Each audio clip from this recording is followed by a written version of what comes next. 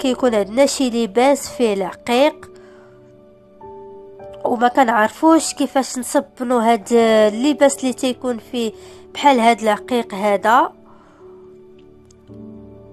وتنخافوا لا يتقطع لينا هاد العقيق، يعني يتقطع لينا وما يبقاش لينا في هاد اللباس.